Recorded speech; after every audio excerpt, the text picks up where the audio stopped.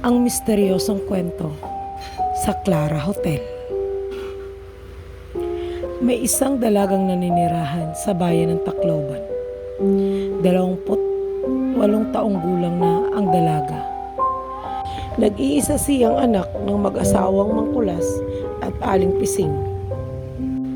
Si Gian ay nagtatrabaho sa isang beauty product company bilang isang tagapagpamahala ng nasabing company na kilala sa kanilang bayan. Mula nang makatapos ito sa pag-aaral ay wala na itong ibang hinangad kundi ang magkaroon ng maayos na trabaho upang makatulong sa kanyang ama at ina. Na ang hanap buhay ng kanyang ama ng panahong iyon ay isang multi-cab driver at ang kanyang ina naman ay nagtitinda ng gulay sa harapan ng kanilang tahanan.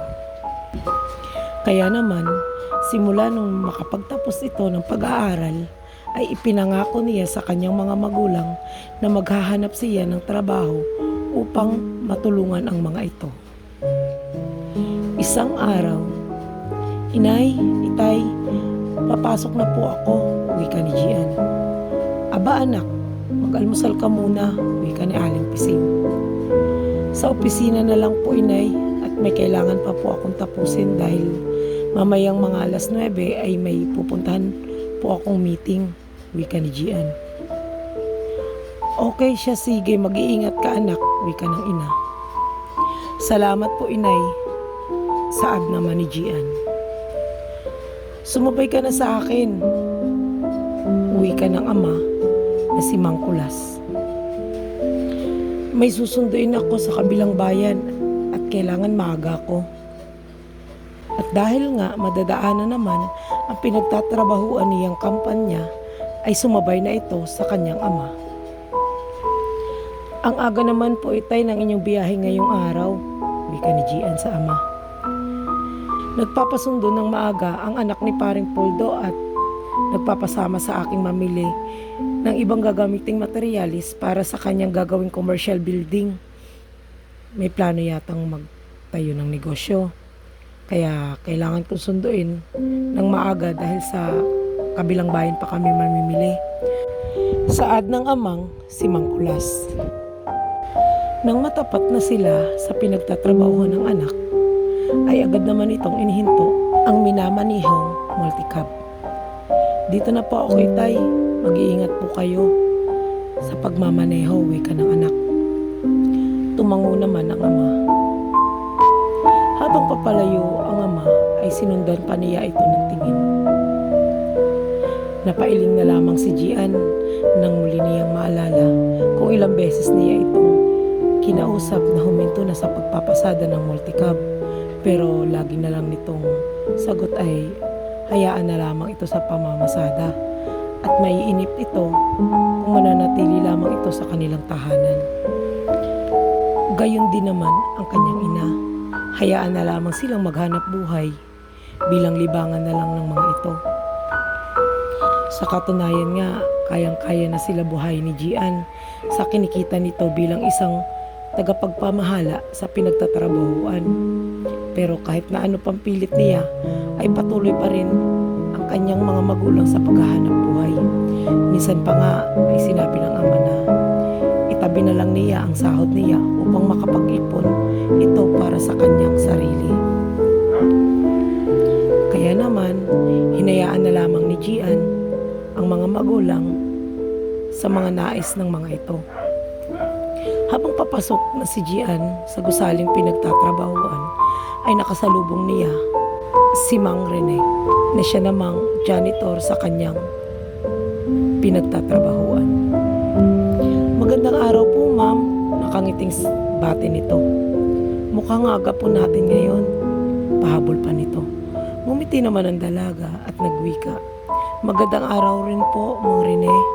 "Opo, may kailangan po kasi akong asikasuhin para sa pupuntahan kong meeting mamaya," saad ng dalaga. Mabait na empleyado si Mang Rene. Para sa kanya ay para na niya itong amain. Isa si Mang Rene sa pinakamatagal na empleyado sa kanyang pinagtatrabahuan. Sige po, Mang Rene, maiwan ko na po kayo, sambit ng dalaga. Lumipas ang ilang oras. Tinungo ng dalaga ang lugar kung saan gaganapin ang isang pagpupulong. Isa sa mga tema ng pagpupulong na iyon ay kailangan nilang makipag-ugnayan sa ibang lalawigan upang makilala ng lubusan ang kanilang produkto. Bilang isang tagapagpamahala ng kanilang produkto, ay isa siya sa naatasang makipag-ugnayan sa lalawigan ng Cebu. Isang gabi, habang naghahaponan ang pamilya ni Mang Kulas, "Itay, inay, bukas po ng umaga ay pupunta ako sa Cebu para po dumalo sa gaganaping pagpapakilala ng aming produkto sa lalawigang ito. May mga taong matataas na tungkulin sa lalawigang iyon ang kailangan kong makausap para maisulong ko ang aming produkto. Siguro po ay tatagal ako ng mga 3 o 4 na araw. At sa hotel po ako tutuloy," sambit ng dalagang si Gian sa amang si Mang Kulas at sa inang si Aling Pising. "O siya, sige. Ako na ang maghahatid sa iyo sa airport," wika ng amang si Mang Kulas. Nang matapos na ang hapunang iyon, ay agad naman nagpaalam ang dalaga sa ama't ina. "Mauna na po ako, inay, itay, at maaga pa po ako magigising bukas. At kailangan ko pa pong ayusin ang mga dadalhin ko para bukas," wika ng dalaga. Tumango naman ang ina at ama nito. Kinabukasan ay maaga namang gumising ang dalaga para bumiyahe patungo sa nabanggit na lalawigan. Lipas ng ilang oras ay nakarating na si Gian sa nasabing lalawigan. Nang makababa na siya sa airport, ay agad naman siyang sumakay sa taxi at para din makapagpahinga sa hotel na kanyang tutuluyan. Nang makarating na siya sa nasabing hotel, ay agad naman siyang sinalubong ng isang roomboy. "Magandang araw po, ma'am. Welcome po sa Clara Hotel," wika ng roomboy ng nasabing hotel. Maya-maya pa ay tinungo na nila ang ika-4 na palapag ng hotel. Binuksan ng roomboy ang isang kwarto na may numerong Room 112 na agad namang sumunod ang dalaga. Agad naman itong nagpahinga nang maiwan na siya ng nasabing roomboy. Habang nagpapahinga ang dalaga, ay may narinig itong isang babaeng umiiyak. Pero ipinagwalang bahalan lang niya iyon. Inisip niya na baka nagmula ito sa kalapit na kwarto ng hotel na kanyang tinutuluyan. Nang lumipas ang ilang oras, ay tumungo na ang dalaga sa unang pagpupulong para maipakilala at maisulong ang kanilang produkto. Nakilala niya ang mga panauhing may matataas na katungkulan sa lalawigang iyon. Lubos naman ang kasiyahan ng dalaga nang maramdaman niya ang mainit na pagpapaunlak sa kanya ng mga panauhin sa nasabing pagpupulong. Nang matapos na ang pagpupulong na iyon, ay agad naman siyang bumalik sa hotel na kanyang tinutuluyan. 9:00 na ng mga oras na iyon. Nang makapasok na ang dalaga sa kanyang kwarto, ay agad niyang tinungo ang kanyang kama at tuluyan na siyang makapagpahinga dahil kinabukasan ay tutungo siya sa mall para ipakilala ang produkto ng kanilang kampanya. Nang makahiga na ang dalaga sa kanyang kama, ay may narinig na naman siyang isang iyak ng babae. Maya-maya pa ay tumayo ang dalaga at tila ba'y hinahanap niya kung saan ito nagmumula. Nang papalapit na siya sa pagitan ng silid niya at ng kabilang kwarto, ay natukoy niya na sa kabilang kwarto nagmumula ang iyak ng isang babae. Maya-maya pa ay lumabas ang dalaga para tumungo sa kalapit na kwarto kung saan nagmumula ang naririnig niyang iyak ng isang babae. Naisip niya ng mga sandaling iyon ay baka makatulong siya para maibsan ang nararamdaman nito. Nang nasa harapan na ng dalaga ang pinto na nasabing silid, Rome 113. Nag-aalinlangan pa ang dalaga na kumatok sa pintuan nito. Inisip niya na baka di siya pagbuksan nito. Maya-maya pa ay kinatok na niya ang pintuan ng Rome 113. Bahala na, wika ng dalaga. Sa unang pagkatok niya ay hindi siya pinagbuksan nito. Kaya naman, sa pangalawang pagkakataon ay mas nilakasan niya ang pagkatok. Ilang minuto pa ang hinintay ng dalaga pero hindi siya pinagbuksan. Kaya naman, nilisan na niya ang pintuang iyon at bumalik na siya sa kanyang kwarto. Magkadikit lamang ang kanilang kwarto. Si Gian ay umuuko pa sa Rome 112. Kaya naman ay di kalayuan para makabalik na ito sa kanyang silid. Pagkabalik ng dalaga sa kanyang kwarto, ay agad naman niyang inihanda ang damit para makaligo at para makapagpahinga na. Dahil kinabukasan ay may pupuntahan pa itong isang pagpupulong para sa gaganaping isang malaking okasyon para makapaghikayat ng mga mamimili ng kanilang produkto. Kinabukasan ay natapos na ang nasabing pagpupulong na iyon at naidaos na rin ang isang okasyon para makilala at makahikayat pa sila ng mga mamimili ng kanilang produkto. Labis naman ang kasiyahan ng dalaga sa mga oras na iyon at natapos na niya ang mga inatas na gawain para sa kanya. At mayroon pa siyang isang araw na natitira para mamasyal at mamili ng mga pasalubong para sa kanyang ama at ina. Nang makabalik na siya sa kanyang kwarto para makapagpahinga, ay tumunog naman ang kanyang telepono. Nakita niya na tumatawag ang isa sa may-ari na pinagtatrabahuan niyang kumpanya. Agad naman niya itong sinagot. "Hello? Magandang gabi po, Mrs. Gomez," wika ng dalaga.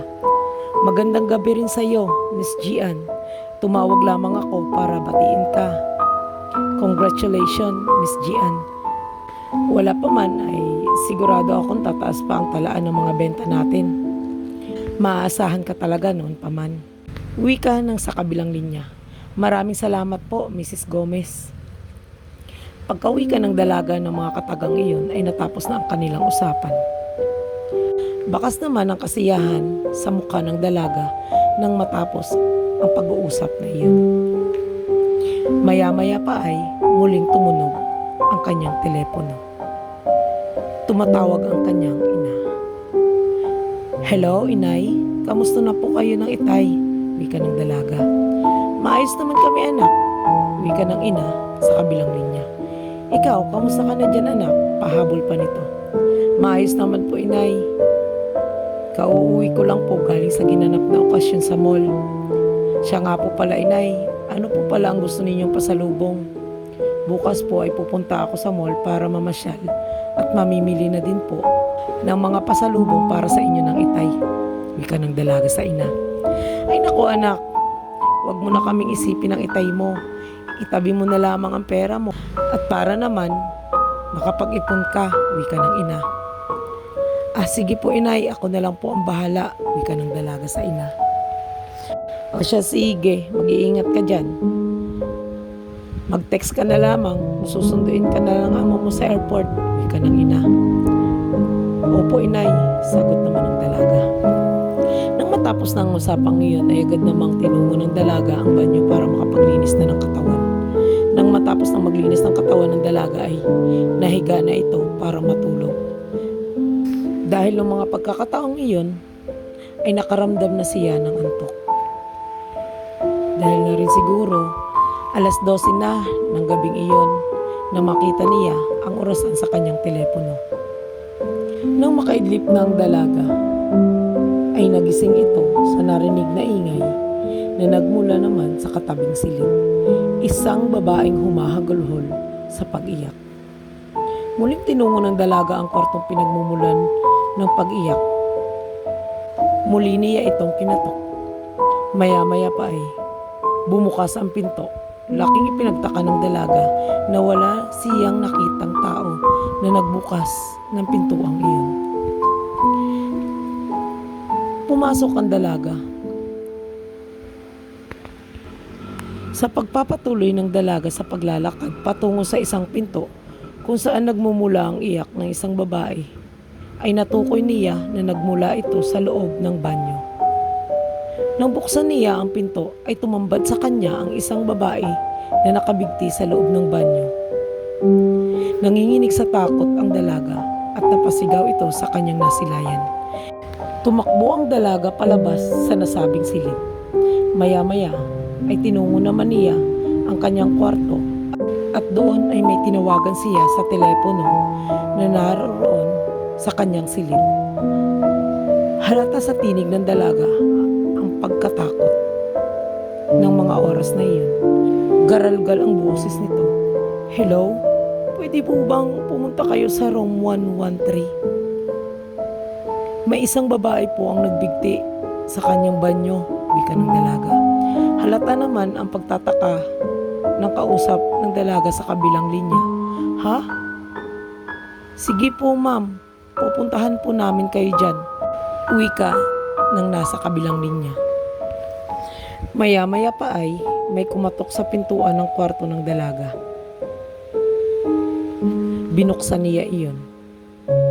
Isang room boy at isang security guard ng hotel ang kanyang nakita. Nanginginig pa rin at garalgal ang boses ng dalaga nang sabihin niya, meron pong isang babae na nagbigti sa kabilang kwarto, room 113, wika ng dalaga sa kausap. Na siya namang ipinagtaka ng room boy at security guard na nasabing hotel. "Ma'am, kumalma po kayo," wika ng guard. "Wala pong room 113 sa hotel na ito. Ang inyo pong silid ang pinakahuling numero ng kwarto sa hotel na ito." Na siya namang ipinagtaka ng dalaga. Muling nagsalita ang security guard ng hotel. "Bodega na po yung katabing kwarto ng inyong silid, ma'am." Maya-maya pa ay tinungo nito ang pintuan at binuksan niya iyon. Laking gulat ng dalaga nang makita niyang puro tambak iyon ng mga kahon at iba pang kagamitan ng hotel. "Paano nangyari yon? Nakita ng dalawang mata ko na may nakabigting babae riyan." Maya-maya pa ay nagsalita ang room boy.